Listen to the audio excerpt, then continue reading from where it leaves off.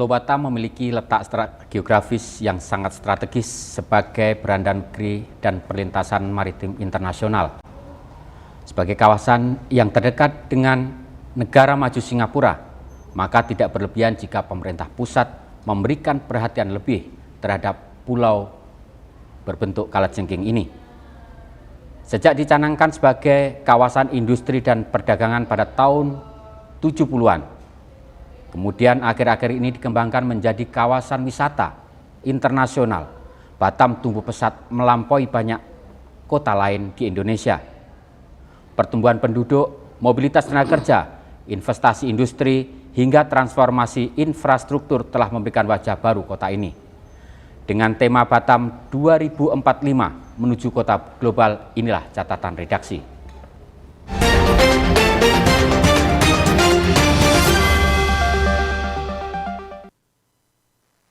Pemirsa, saat ini saya telah bersama seorang narasumber. Beliau memiliki intelektualitas yang tinggi, terbukti dengan sebuah buku yang telah beliau tulis, yang sengaja saya jadikan judul catatan redaksi hari ini, Batam 2045, Jalan Emas Menuju Kota Global. Saya menyapa Insinyur Suryanto.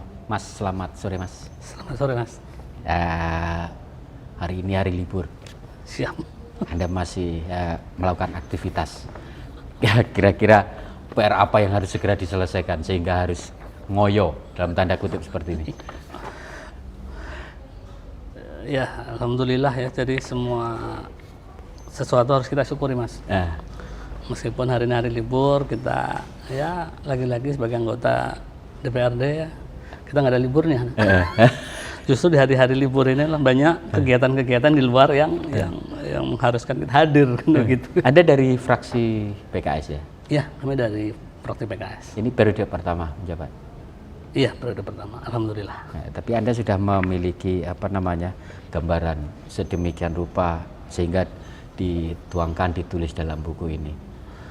Kira-kira apa yang melatar belakangi sehingga buku ini bisa terbit gitu? Ada kegelisahan atau apa yang bisa Anda ceritakan? Iya, sebenarnya ini adalah rangkuman dari perjalanan ya, perjalanan saya di legislatif, ya, meskipun belum terlalu lama ya Mas ya. Kan kalau dihitung-hitung kan belum 2 tahun juga ya, belum 2 tahun. Tapi dari situ, dari perjalanan itu kita coba, saya kebetulan bukan tipe dewan-dewan kedai kopi Mas. Jadi saya suka berjalan, suka riset, suka menjumpai yang menurut saya cukup relevan untuk dijumpai lah. Contohnya misalnya di Ruli-Ruli, di kampung nelayan, mungkin teman-teman guru yang kebetulan teman saya juga, kami sering diskusi. Dari situ saya pikir ada kegelisahan yang mestinya harus kita suarakan. Dan disitulah saya coba merangkum, coba merangkai puzzle-puzzle itu, sehingga lahirlah karya ini. Buku ini ya? Buku ini. Artinya buku ini Anda tulis itu setelah menjadi dewan ya? Siap, iya betul. Setelah menjadi anggota dewan dan setelah belusukan kemana-mana ya. Artinya kan referensi itu kan rata-rata dari situ. Suara masyarakat lah. Kalau Anda sendiri masuk Batam tahun berapa? Saya masuk Batam tahun 2001 Mas. 2001. Sudah alhamdulillah ya udah 24 tahun ya. Nggak terasa nih. Apa yang terpikir atau punya gambaran pada saat itu ketika pertama masuk Batam? Oke, yang pertama tentu ini mungkin ekspektasi semua orang di saat itu ya. Ketika datang ke Batam yang terbayangkan lapangan pekerjaan segala macam ya. Itu dan memang di masa itu memang ya itulah kenapa harus urbanisasi kan cukup tinggi ya di Batam ya. Kemudian kalau kita melihat kondisi Batam saat itu, tentu ketika kita bandingkan dengan kondisi saat ini pasti jauh sekali ya Mas ya. Dulu seingat saya itu kalau saya ke Batu Haji itu jalannya masih satu itu. Masih satu dan masih kurus Mas. Satu kurus lagi kan ya. Nah, sekarang kita sudah lihat komparasinya, tentu luar biasa. Dulu kendaraan belum sebanyak sekarang. Belum sebanyak sekarang. Dulu seingat saya sering transportasi itu pakai bis apa ya, bis RMB ya kalau nggak salah itu ya, Terus masuk bayar itu. Terus taksinya juga yang warna kuning, mobil Betul, drama Singapura itu. betul. Taksi plat hitam lah, kalau orang dulu bilang ya. Taksi sharing mas. Tapi kalau menurut Anda sendiri, kita kan sering mendengar plesetan Batam, bila Anda tiba, Anda menyesal. Ada juga bila Anda tiba, amoy menunggu. Bila Anda tiba, Anda menyenangkan. Di antara plesetan-plesetan seperti itu, menurut Anda yang paling pas yang mana? Saya menganggap itu hanya joke semua ya. Jadi yang pas itu masing-masing orang berbeda ya mas ya. Jadi ada yang berhasil, ada yang kurang berhasil, ada yang eksis lanjut di Batam, akhirnya menjadi core Batam kan sekarang kan. Kemudian ada juga yang kembali dan itu ya saya pikir normal saja dan itu karena banyak orang yang datang maka ekspektasi pun beraneka ragam. Nah yang cocok yang mana ya tentu kita ya pasti cocok dengan, karena kita bertahan ya cocok yang baik-baik kan gitu. Kira-kira gitu. Tapi memang pada saat itu memang Batam mungkin lagi akan tumbuh, meskipun investasi juga sudah masif. Dulu muka kuning itu sangat terkenal. Betul. Nah, jika dibandingkan dengan saat ini, kira-kira kalau dari sisi pembangunan oke lah, Batam mungkin infrastrukturnya lebih settle gitu. Tapi dari sisi investasi bagaimana? Ya kalau kita melihat pertumbuhan investasi ya mas ya, saya melihatnya sih di jalur yang tepat lah ya Batam ini. Kalau kita bandingkan dengan pada saat itu dengan sampai hari ini, artinya pertumbuhan itu laju investasi cukup hebat menurut saya dan cukup memberikan dampak yang progresif tentunya buat pusat ya. Karena memang di sini sejak tahun 70-an kan ya BP Batam sudah otorita waktu itu ya. Prodi Batam ditugaskan untuk membuat akselerasi pembangunan juga investasi. Dan itu menurut saya cukup berhasil hingga saat ini. Sehingga ditunjukkan dengan pertumbuhan nilai investasi yang dalam tanda kutip saya selalu mengatakan ini sangat menakjubkan untuk kota Batam. Untuk kota Batam. Ya.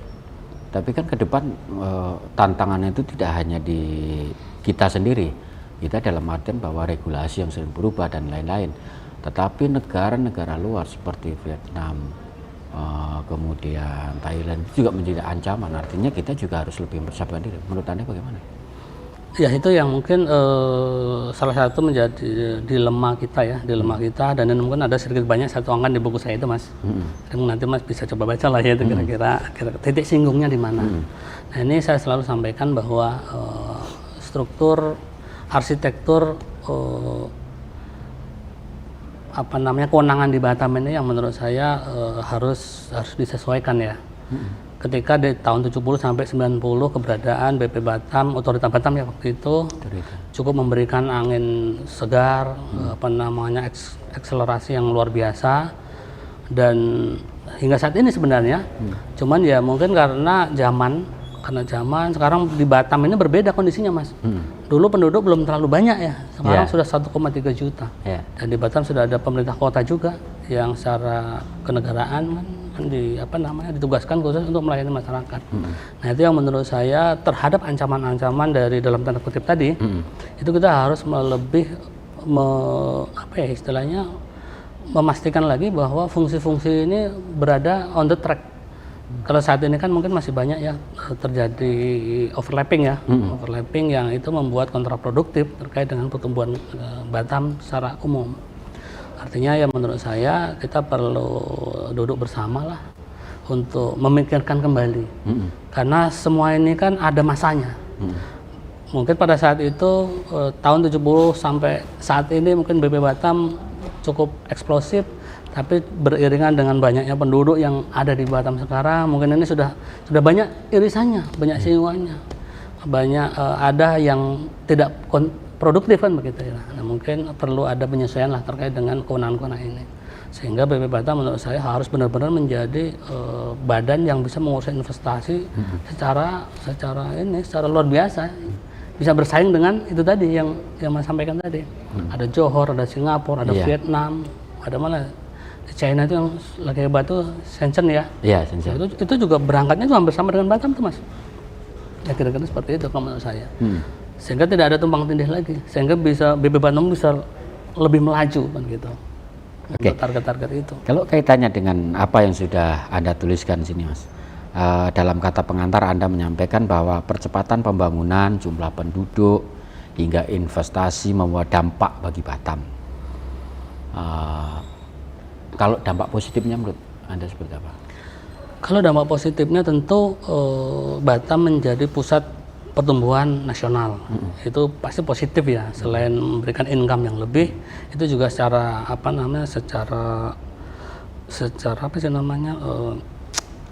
elektabilitas wilayah Batam cukup diakui, cukup mumpuni. Menurut saya itu jadi pusat industri. Pusat orang mau mencari pekerjaan kan begitu kan. Nah, dampak positifnya ya pasti itu Mas. Kalau dampak negatifnya? Nah itu dia. Kita mungkin pelan-pelan ya kita bicara dampak negatif agar tidak mispersepsi ya Mas ya.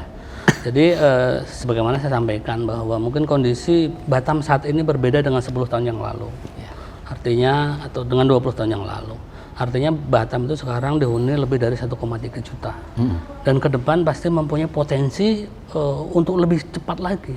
Karena Batam ini Mas kita harus tahu pertumbuhan penduduknya ini melajunya lebih tinggi dibanding daerah lain. Bahkan di beberapa sumber saya baca bahwa Batam ini termasuk yang mempunyai arus urbanisasi tertinggi di Sumatera. Kenapa? Karena ya mungkin pertumbuhan investasi yang luar biasa tadi. Nah itu yang menurut saya memang kita harus adil terkait dengan itu, karena masyarakat, rakyat yang menggerakkan itu kan butuh fasilitas-fasilitas. Nah sejauh ini kalau kita cermati ya, di Batam ini kan PAD kita belum terlalu tinggi. Dan kita lebih kepada PAD yang masuk ke kas daerah itu lebih kepada ke multiplier effect dari kegiatan industrinya itu. Jadi yang langsung yang daerah itu kayaknya kan belum ada. Nah mungkin sih di situ saya berharap ada mungkin pemikiran bisa nggak sih ini kita usulkan kan gitu ya. Istilahnya kan kalau bahasa saya ada fiscal sharing sehingga bisa memperkuat postur fiskal daerah untuk bisa memberikan pelayanan yang maksimal terhadap masyarakat kita yang makin lama makin banyak ini kan. Secara khusus nanti terkait fiskal sharing itu akan kita gali lebih agak dalam lagi. Tapi saya pengen tahu ini kan dengan pertumbuhan Batam sedemikian rupa akhirnya terjadi lonjakan jumlah penduduk yang waktu awal-awal Batam dirintis hanya sekian, sekarang sudah mencapai 1 sekian juta. Artinya pasti akan timbul dampak sosial. Nah, bagaimana menurut Anda untuk mengantisipasi, meminimalisir agar dampak sosial ini bisa ditekan? Contoh kasus, ketika terjadi banyak pengangguran, sementara di sini karena Batam menjadi tujuan pencari kerja seperti itu. Apakah pemerintah harus melakukan himbauan agar yang datang ke Batam itu bagi mereka yang memiliki skill atau bagaimana? Ya, yaitu sebenarnya itu sudah dilakukan Mas. Terkait dengan itu pemerintah daerah juga sudah melakukan dengan terbitnya peraturan, ada perda, kita terbitkan perda terkait dengan pekerja lokal dan seterusnya lah ya intinya. Terus himbauan-himbauan itu juga saya pikir kan itu umum ya dan itu pasti kita lakukan. Karena apa? Karena dulu saya ingat saya di Batam itu pernah ada pembatasan ya, pembatasan arus masuk ya. Saya lupa itu tahun berapa. Perdadu itu ya. Ya betul. Tapi kan itu tidak produktif dan ini juga banyak pro kontra juga. Karena Batam ini ya tidak bisa di border juga karena kita masih satu wilayah kan begitu. Satu-satunya yang menurut saya bisa kita lakukan adalah kita harus mempersiapkan mengantisipasi dari arus lonjakan itu terkait dengan karena kita bisa memprediksi itu Mas. Kita bisa memprediksi dengan nilai investasi yang ada di Batam ini sekian triliun misalnya, kita kan bisa tahu berapa orang yang pasti akan datang lagi. Sekarang saja kalau tidak salah kan saya pernah baca itu pekerja kita kan di kisaran 450-an ribu ya. Kalau ini investasi tiap tahun kita meningkat terus kan makin lama pasti akan tumbuh itu Mas. Bukan orang Batam saja, arus urbanisasi itu yang tidak bisa kita cegah. Dan apa yang harus kita lakukan? Yang harus kita lakukan juga kita harus mempersiapkan itu. Kita harus desain dari sekarang. Batam ini mau kita jadikan apa? Kalau kita jadikan kota industri ya berarti kan kita harus siapkan. Oh, kalau misalnya nanti arus yang masuk sekian, berarti kita harus siapkan perumahannya. Kita harus siapkan fasilitasnya kan. Fasilitas dasar kan banyak mas kita yang kurang. Sekolah masih kurang, puskesmas masih kurang. Kan kebutuhannya itu aja. Nah ini yang menurut saya kita harus mulai berpikir ke arah itu. Karena Batam ini tidak bisa kita stop saat ini saja, nggak bisa. Kita melihat kemarin investasi di BB Batam itu kan 55 triliun sekian. Target 2025 itu 60 triliun sekian. Itu saya dengar sudah melonjak itu, sudah tercapai lah ya. Artinya ke depan pasti dia akan ada pertumbuhan lagi, mungkin 10% atau berapa persen. Nah, ini kalau kita tidak imbangi dengan PAD kita dan kekuatan fiskal daerah kita, ya menjadi apa kita? Yang jadi makin lama makin kumuh. Gap antara PAD dengan investasi itu makin jomplang mas, makin jomplang. Nah ini kan bisa kita prediksi dan ini kan sangat mungkin untuk bisa dihitung gitu lah. Nah. Kalau dari sisi penyiapan tenaga kerja siap pakai, tenaga kerja terampil, apakah Batam sudah melakukan itu? Karena yang kita tahu BLK pun kita juga kurang maksimal. Ya, menurut saya loh ya. Betul. Saya lebih melihatnya begini mas. Niat itu ada, buktinya kita punya gedung BLK, kita juga ada programnya, cuman nggak maksimal bisa jadi mungkin karena anggaran nggak cukup. Nah, anggaran nggak cukup itu dari mana? Ya kan pasti nggak ada duit dari kita. PAD kita. Sekarang mas PDRBB ya, pendapatan domestik bruto daerah kita ini, kalau tidak salah itu tahun kemarin itu mencapai 233 triliun ya. Ekonomi yang berputar di Batam loh mas. Nah itu dengan PAD kita yang 1,7 kira-kira cukup tidak? 1,68. Kemarin 2044 itu 176. Sekarang kita kerja di 2,1 sekian ya. Cukup itu proyeksi ya? Nggak cukup mas. Nah satu-satunya cara ya kita harus menyuntik itu. Bagaimana caranya? Caranya bisa jadi kita harus, pemerintah kota harus kreatif mengembangkan misalnya. Kita harus mencari sumber lah intinya. Cuman kan kita tahu di Batam ini saat ini ya satu-satunya sumber uang ini kan industri. Sementara industri kan dipegang oleh BP Batam dan itu kan langsung ke pusat.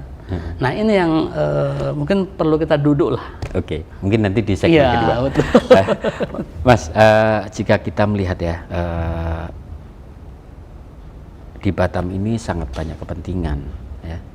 Terbukti secara khusus ada BP Batam. Yang dulu namanya Otorita Batam yang menjadi kepanjang tangan pemerintah pusat dalam mengurusi investasi. Sementara di Batam juga ada Pemko sebagai pelayan administrasi masyarakat. Lalu kemudian menurut Anda bagaimana hal itu bisa dilakukan seiring sejalan? Kalau sekarang mungkin kepala BP Batam dengan wali kota itu satu orang, mungkin lebih enak melakukan akselerasi ya dalam hal kebijakan penggunaan anggaran mungkin. Ya mas, jadi kan begini mas, jadi BP Batam dengan pemerintah kota ini kan dapurnya masing-masing.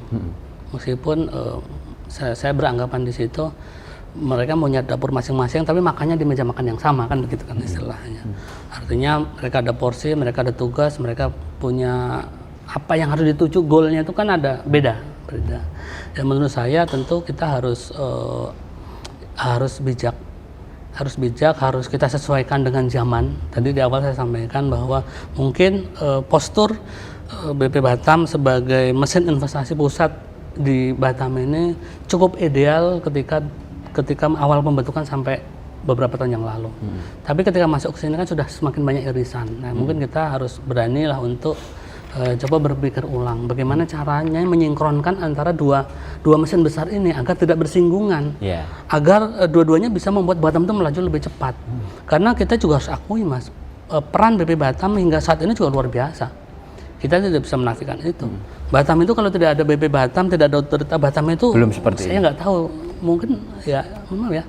Dan kalau kita hitung-hitung kan paling antara 40 sampai 50 tahun aja nih. Sementara dalam sejarahnya kan kita bisa baca kota-kota itu bisa berubah itu kan kalau sudah di atas 100 tahun, betul nggak? Kita baru 40-50 sudah seperti ini. sudah melejit. Artinya kita juga harus bangga memberi apresiasi kepada pemerintah yang sudah meng-create sedemikian rupa PB Batam di Kota Batam. Tapi juga di sisi lain pemerintah kota kita, kebetulan saya di legislatif. Mas. Saya juga tahu persis apa yang mereka lakukan saat ini kan gitu. Kalau kemarin setahun yang lalu atau 2 tahun yang lalu mungkin kita bisa komplain aja kan. Tapi begitu di dalam kan kita juga bisa melihat ternyata effort dari teman-teman di pemerintah kota itu juga luar biasa. Cuman ya itu tadi karena mungkin ada yang tidak maksimal, apakah itu di anggarannya, apa itu ada mesinnya kurang maksimal. Betul. Karena olinya kurang. Nah, itu yang kurang banyak mungkin. Itu yang mesti kita harus jujur, dan itu yang saya saya tangkap itu di grassroots masyarakat kita. Pengennya tuh seperti ini loh. Begitu. Satu sisi kalau saya melihat, kalau salah tolong dikoreksi ya. Ada keinginan, ada keresahan dalam tulisan Anda bahwa belajar harus 2 shift, bisa jadi kekurangan guru, bisa jadi kekurangan lokal, bisa jadi kekurangan sekolah. Kalau dalam hal ini Pemko Batam kan hanya mengurusi dari PAUD sampai SMP ya. Iya, betul. Tapi yang saya tahu ini bahwa untuk pembangunan sekolah itu ternyata juga tidak semudah membalikkan telapak tangan. Harus minta tanah ke PB Batam, yang notabene tanah-tanah itu juga sudah ada pemiliknya gitu. Menurut Anda bagaimana menyikapi keresahan Anda bahwa Batam itu jangan lagi sekolah 2 shift? Kalau saya melihat kan memang kurang maksimal lah hasilnya kan. Ya itu mungkin yang saya sampaikan tadi Mas, itu ada irisan di situ. Maksudnya irisan kalau produktif nggak apa, ini kan irisan yang kurang produktif. Nah ini yang memang yang kenyataan yang ada di fakta empiris lah yang ada di kota kita saat ini. Sekolah kita bisa di satu sisi kita membutuhkan sekolah, pemerintah mungkin coba menganggarkan tapi lahannya tidak ada. Nah hal-hal seperti ini kan banyak terjadi. Itu bukan cuma sekolah Mas, termasuk mungkin puskesmas, kita kan juga masih kekurangan tuh. Kita mau fasilitas umum lainnya seperti itu. Ya, terus TPS segala macam kita juga repot nih. Sekarang coba bayangkan pemerintah mau tempat mengumpulin sampah aja nggak ada sekarang. Di jalan sekarang pakai bin kontainer, belum lagi nanti ada masyarakat yang menolak. Nah, ini kan ada di beberapa hal-hal seperti ini yang mungkin kita harus harus cermati lah. Karena untuk kantor lurah aja ditolak, apalagi untuk sampah. Ya kan? Nah, hal-hal seperti itu yang mungkin kita harus kita harus dewasa menyikapi bahwa kita harus akui kita punya 2 gerbong mesin di daerah ini yang sebenarnya ketika berada di posisi on the track itu kita bisa melaju. Mungkin bayangan saya bisa melebihi Johor, bisa mendekati Singapura lah. Bahkan kita ini sudah agak telat ya. Nah ini kan perlu pemikiran yang mendalam Mas terkadang itu. Tapi intinya seperti itu. Kita berharap ada pemikiran-pemikiran yang bisa kita berikan kepada daerah ini agar ke depan ini hal-hal seperti ini bisa teratasi lah ya, kan begitu. Untuk pertanyaan terakhir di segmen pertama ini, untuk meminimalisir gesekan antara kebijakan pemerintah dalam hal investasi dengan masyarakat, harusnya dilakukan seperti apa? Karena kejadian terakhir yang menjadi isu nasional seperti Rempang itu agar tidak terjadi lagi. Ya saya melihat itu perlu kedewasaan ya. Artinya kita juga dalam melakukan sesuatu itu kita harus memperbanyak komunikasi, terutama dengan dengan masyarakat. Karena kan itu yang saya dengar yang terjadi di sana ini kan karena kurangnya komunikasi. Kurangnya komunikasi itu sampai sejauh mana ya mungkin kan karena saya tidak concern di situ Mas, jadi mungkin saya kurang tepat juga untuk menjawab hal itu. Tapi secara umum tentunya semua kebijakan yang ada di daerah, apalagi yang diputuskan oleh pemerintah pusat, mestinya kan ada istilahnya ada rembukan dulu lah. Artinya karena kan daerah yang bersinggungan langsung Mas, itu yang terdampak segala macam, ini kan tentu ada mekanisme sebenarnya. Di negara kita sebenarnya ada mekanisme terkait dengan hal itu. Cuman mungkin belum maksimal saja sih kalau menurut saya. Kalau misalkan hal itu masih terjadi gitu, yakin nggak Anda dengan Batam 2045 dapat menuju kota global itu? Ini kan sebenarnya hal sepele kalau masalah komunikasi. Kan? Ya, ini sesuai judul buku saya, Batam 2045 jalan emas menuju kota global. Artinya 2045 itu kalau mengikuti roadmap dari buku ini itu bisa mencapai hal itu. Tetapi kalau kondisinya seperti ini ya berat, Mas. Masih ada berat. Terlalu banyak faktor penolakan terhadap investasi dan lain-lain. Terlalu banyak faktor X yang akhirnya menghambat dari laju pertumbuhan Batam itu sendiri. Artinya untuk menjadikan Batam global di tahun kota global di tahun 2045 tidak hanya semata-mata pemerintah, tapi harus ada dukungan dari masyarakat. Apakah Anda setuju? Ya, setuju. Tapi masyarakat itu, mohon maaf, masyarakat itu ketika pemerintahnya sesuai dengan apa yang dimauin masyarakat, saya rasa nggak ada masalah. Pasti masyarakat nurut? Pasti nurut, apalagi itu baik buat masyarakat. Yang suka jadi permasalahan itu adalah ketika kemauan masyarakat itu berbeda dengan kemauan pemerintahan itu kan. Baik itu daerah maupun pusat, kan gitu, Mas. Betul. Kalau yang di atas baik-baik saja, saya pikir di bawah pun oke-oke saja. Dan kita juga harus yakin ya bahwa semua pemerintah itu punya keinginan, punya niat untuk mensejahterakan masyarakatnya. Cuman ya itu mungkin perlu diskusi-diskusi yang produktif lah terkait dengan itu, karena masukan-masukan dari banyak orang itu kan pasti lebih baik daripada 1-2 orang yang merasa ini pendapat saya yang paling benar. Mas saya sih begitu, Mas. Oke. Mas Suryanto, nanti akan kita lanjut di segmen berikutnya. Pemirsa, kita jeda iklan berikut ini. Catatan redaksi akan kembali hadir untuk Anda.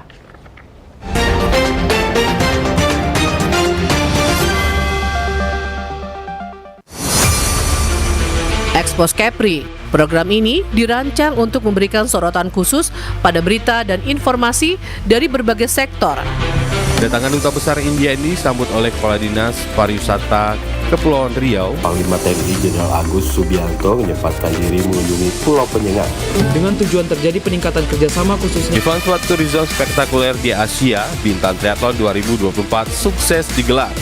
Perlombaan triathlon digelar sejak Sabtu dan Minggu. Event Natuna Geopark Marathon 2024 yang diselenggarakan 12 Mei 2024 oleh Dinas Pariwisata dan Budaya Kabupaten Natuna diminati prajurit TNI. Peluncuran dan pelayaran perdana MP Putri Anggraini 07 dari Pelabuhan Harbour Bay, Batam ke Pelabuhan Putri Harbour, Johor Bahru, Malaysia. Kami memiliki tea room yang pertama di Asia Tenggara yang berfungsi sebagai pusat penilaian perkembangan, kegiatan pendidikan dan sesi terapi.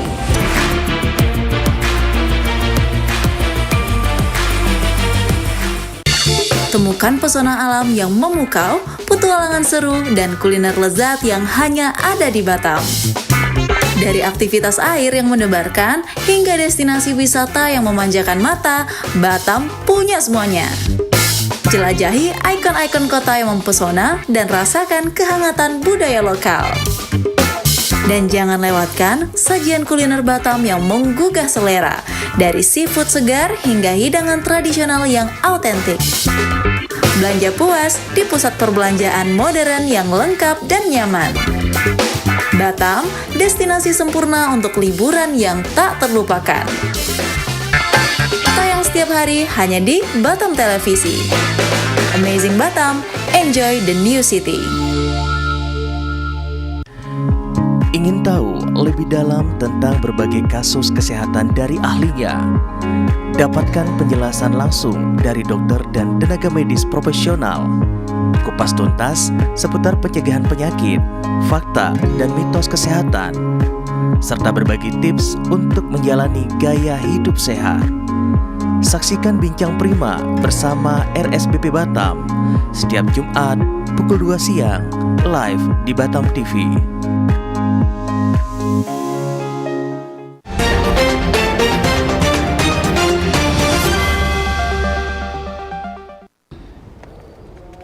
Terima kasih pemirsa, masih bersama catatan redaksi.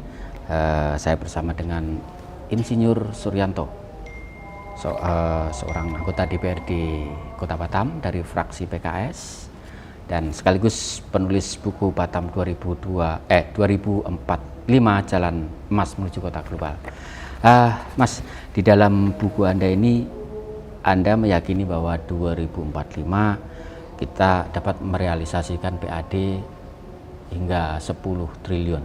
Tapi faktanya hari ini bahwa PAD dari tahun ke tahun itu bergesernya tidak jauh gitu ya, hanya sekian miliar, sekian puluh miliar. Betul. Contoh kecil di 2021 itu 1,3 triliun, kemudian naik di 2022 menjadi 1,28 ya, terus per 2025 kemarin itu 1,86 ya kalau tidak salah. 300-400an juta aja lah. Nah, bagaimana itu? Anda meyakini itu?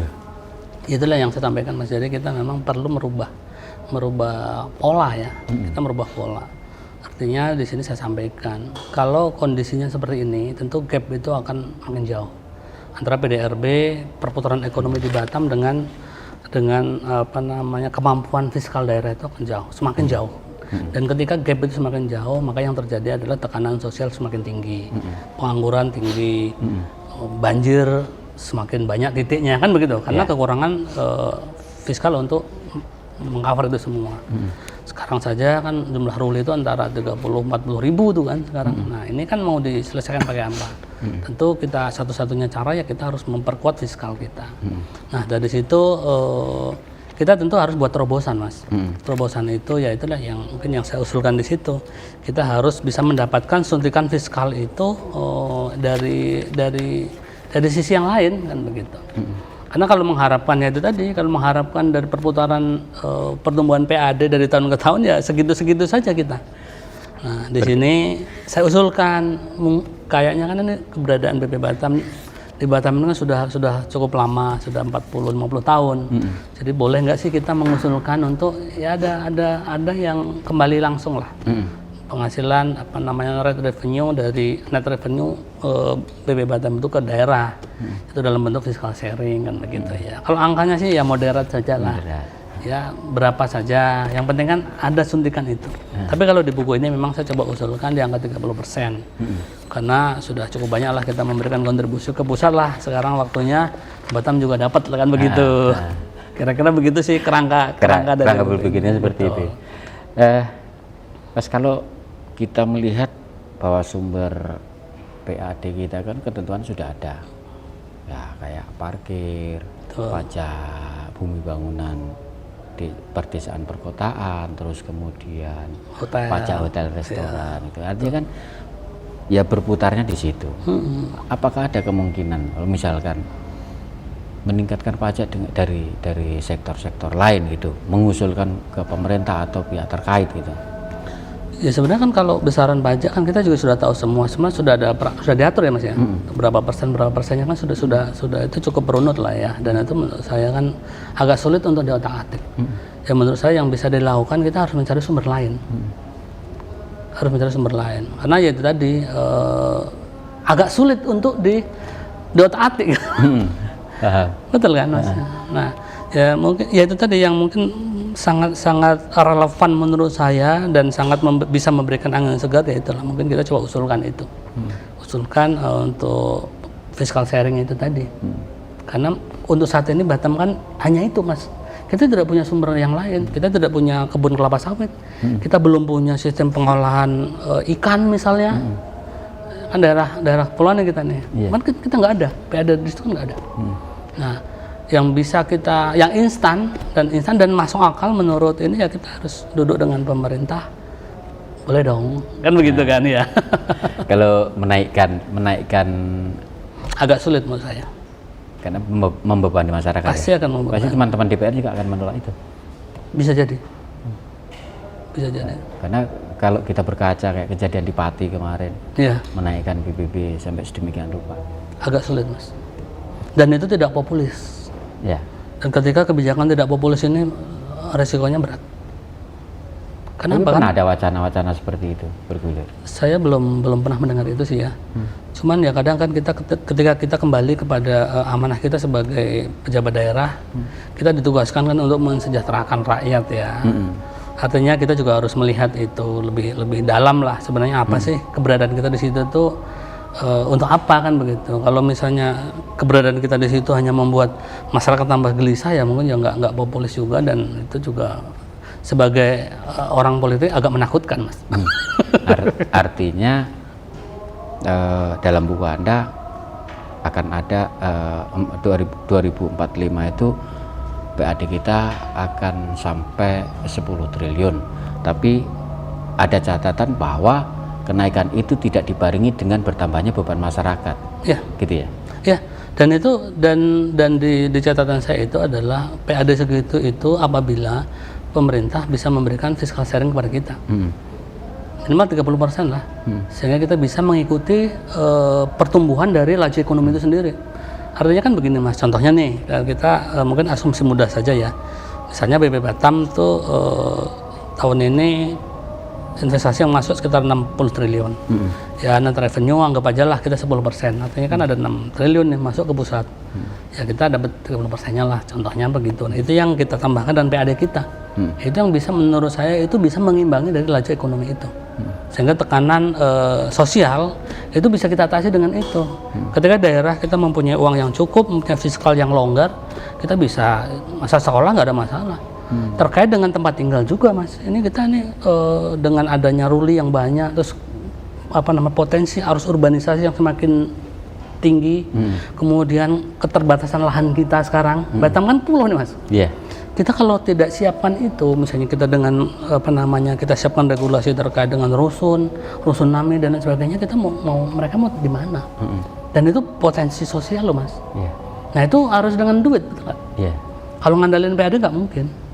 Satu-satunya cara ya itu tadi dengan ya ada bagi hasil lah sedikit dari pusat. Toh ini kan nanti juga hasilnya kan juga untuk menyokong dari pertumbuhan investasi. Itu kan. Artinya sebenarnya ini simbiosis mutualisme. Dan saya melihat ya kayak di mana ya, kayak di Johor itu kan daerahnya maju segala macam. Saya pikir kan karena ada suntikan fiskal juga. Nggak mungkin kalau di luar itu. Jadi kegelisahan Anda ini sebenarnya lebih pada kurangnya perhatian pemerintah pusat terkait fiskal itu. Iya, karena kita merasa nggak cukup, fiskal kita nggak cukup untuk melayani semangat dan spirit dari pusat untuk menggenjot investasi sebesar-besarnya. Kita dituntut untuk kerja maksimal, tapi amunisi kurang. Amunisinya nggak cukup. Ya itu kan grafiknya itu makin lama nggak linear Mas. Yeah. Kalau sama-sama naik kan kita sama-sama ini kan. Tapi ini kan semakin lama semakin jomplang. Nah ini kan potensi sosial yang cukup tinggi. Ini sebenarnya ini juga masukan sih sebenarnya untuk kita semua ya, mungkin termasuk pusat juga ya. Karena ini kan kita di Batam ini dituntut untuk bisa memastikan bahwa investasi di sini itu oke kan begitu. Yeah. Tapi kan kita butuh sesuatu juga nih. Ini mungkin belum. Dan di postur fiskal kita ini belum ada sampai saat ini. Ini coba kita suarakan lah. Siapa tahu ini cocok dengan teman-teman atau pejabat-pejabat yang ada di Batam ya. Kalau cocok kita duduk lah ya. Mas, kalau rencana pembangunan jangka menengah nasional itu kan baru akan berubah di 2030. Karena ini kan 2026 ini kan baru berjalan. Baru berjalan. Menurut Anda dalam buku ini, hal itu merupakan momentum untuk menata ulang struktur fiskal nasional.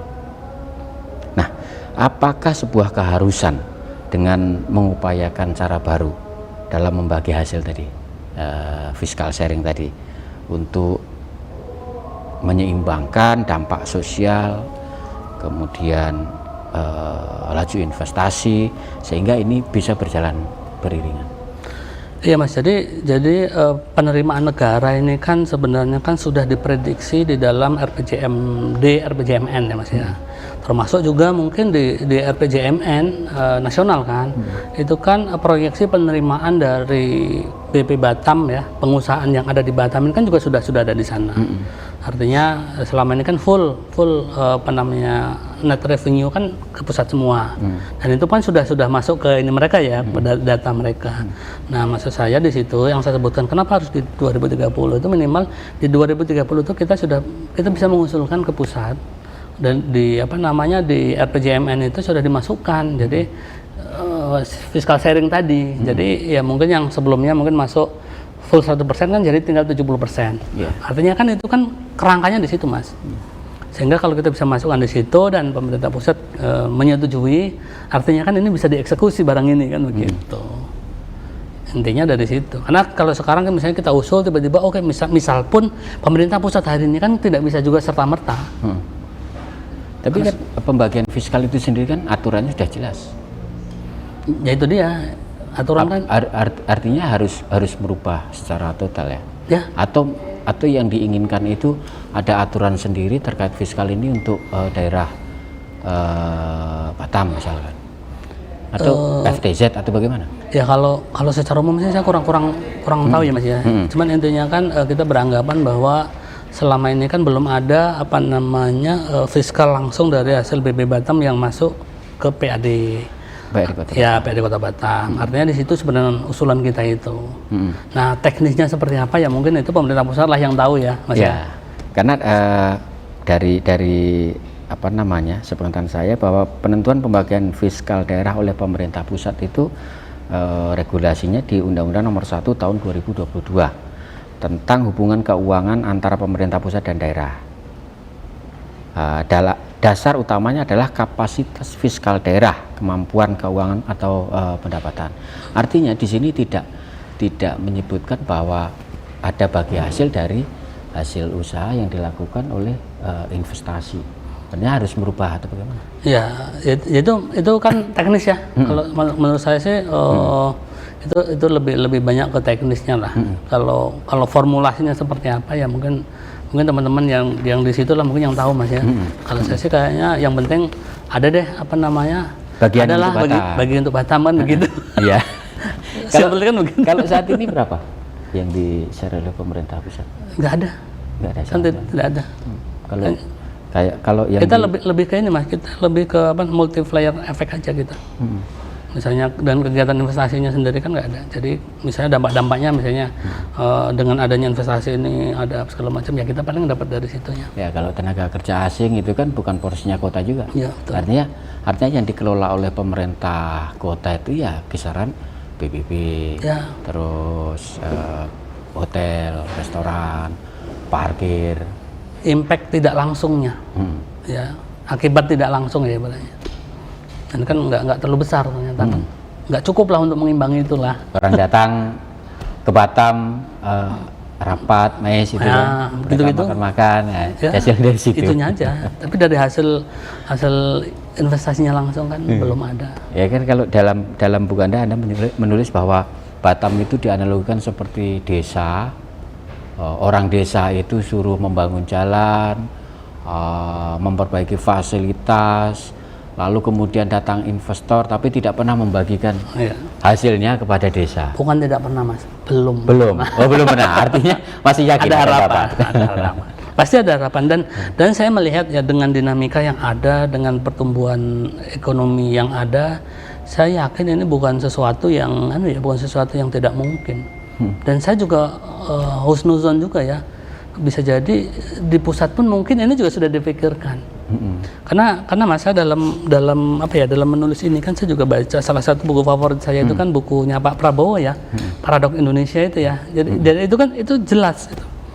Di Indonesia ini kan gambarnya gitu Mas.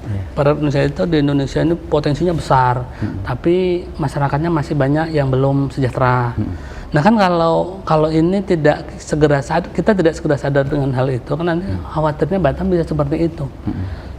Roda pertumbuhan tinggi, ekonominya yang berputar semakin membesar, tapi di bawah ini tidak cukup, fiskalnya tidak cukup untuk melayani itu. Nah ini nanti bisa jadi paradoks Batam. Iya, pasti akan terganggu ya. Betul. Pasti akan terganggu. Dan saya yakin dengan pola dan cara berpikir Pak Prabowo, saya pikir ini cukup relevan lah. Kalau kita ada orang politik, kebijakan apapun yang dikeluarkan oleh pemerintah pasti nggak akan jauh-jauh dari kebijakan politik.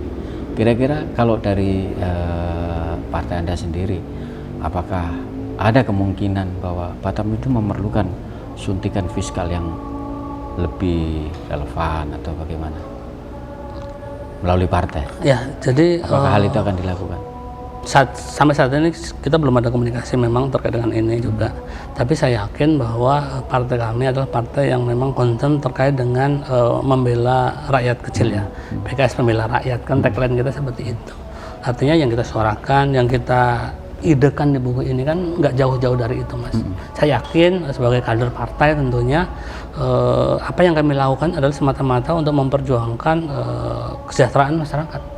Yang kalau itu ada di rule-nya, saya yakin partai juga pasti mendukung lah. Ya, kalau mungkin kader yang duduk di Senayan bisa lah, tapi kalau untuk yang duduk di DPRD Kota Batam sendiri kan kewenangan DPRD Kota Batam atas BP Batam kan nyaris nggak ada. Betul. Jadi cuman begini, Mas, kita ini kan partai PKS ini mungkin agak berbeda dengan yang lain ya. Jadi kalau kami ini memang sistemnya berjenjang. Artinya apa yang disuarakan di daerah tentu kami ada forumnya, kita komunikasikan dengan anggota legislatif yang ada di atasnya. Karena kita punya struktur yang cukup kapabel lah untuk menyalurkan hal seperti itu. Dan ini saya juga cukup optimis bahwa suara ini, gaung ini juga bisa sampai ke pusat. Saya yakin. Yakin ya? Yakin. Baik, pemirsa, kita akan kembali setelah pariwara berikut ini.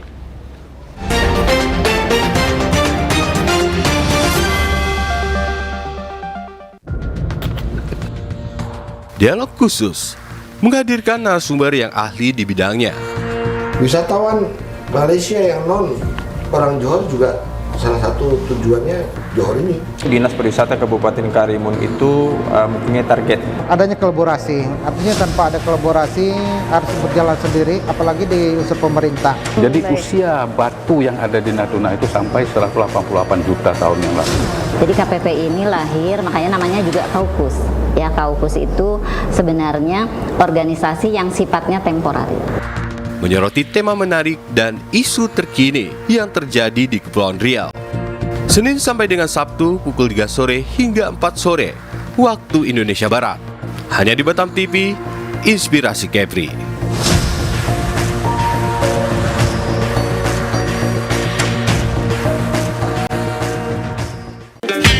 Selamat datang di Kepulauan Riau, surganya kuliner Indonesia. Kepulauan Riau tak hanya menawarkan keindahan alam, tetapi juga sebuah petualangan rasa yang tak terlupakan. Dan sekarang, hadir di layar Anda, Yuk Makan di Kepri, program TV yang akan membawa Anda dalam petualangan kuliner tiada tara. Temui para koki lokal yang berbagi resep rahasia dan cerita di balik setiap hidangan. Jangan lewatkan kesempatan untuk merasakan sensasi kuliner terbaik Kepulauan Riau. Dapatkan petualangan kuliner Anda di Yuk Makan di Kepri setiap hari di Batam Televisi. Yuk Makan di Kepri, sedap betul.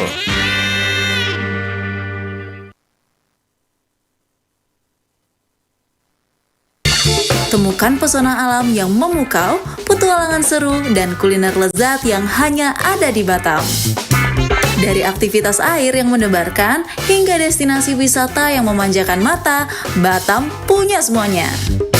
Jelajahi ikon-ikon kota yang mempesona dan rasakan kehangatan budaya lokal. Dan jangan lewatkan sajian kuliner Batam yang menggugah selera, dari seafood segar hingga hidangan tradisional yang autentik. Belanja puas di pusat perbelanjaan modern yang lengkap dan nyaman. Batam, destinasi sempurna untuk liburan yang tak terlupakan. Tayang setiap hari hanya di Batam Televisi. Amazing Batam, enjoy the new city.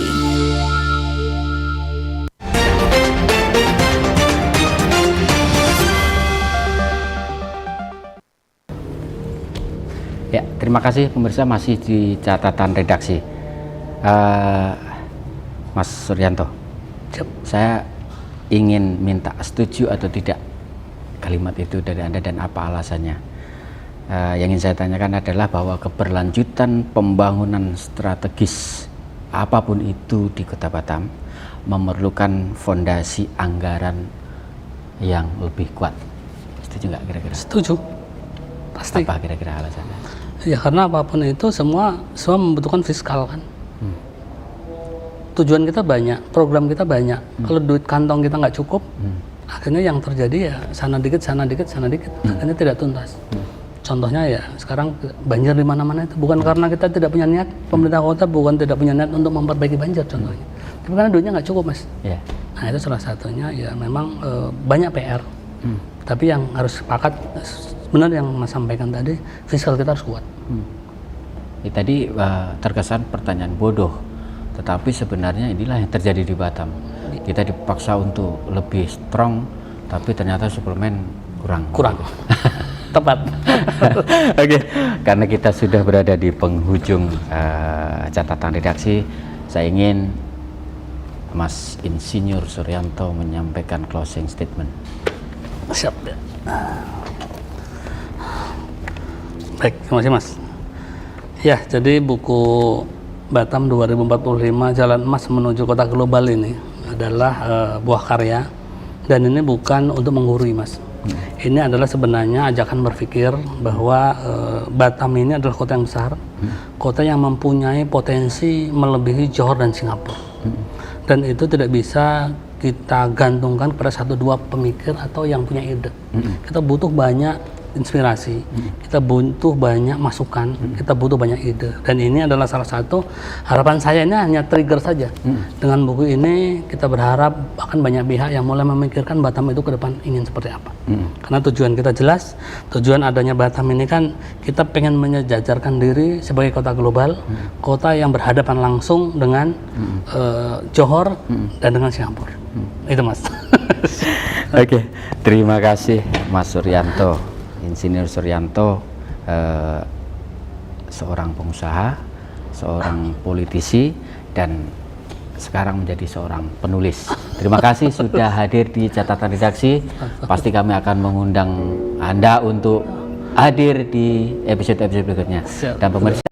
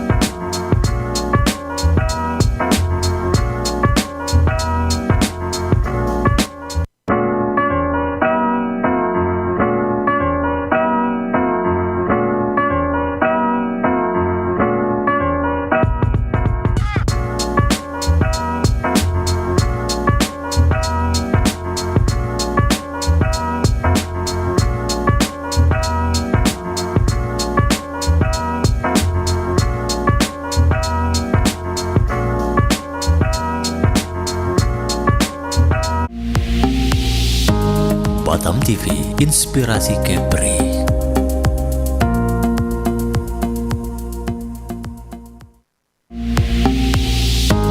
Batam TV, inspirasi Kepri.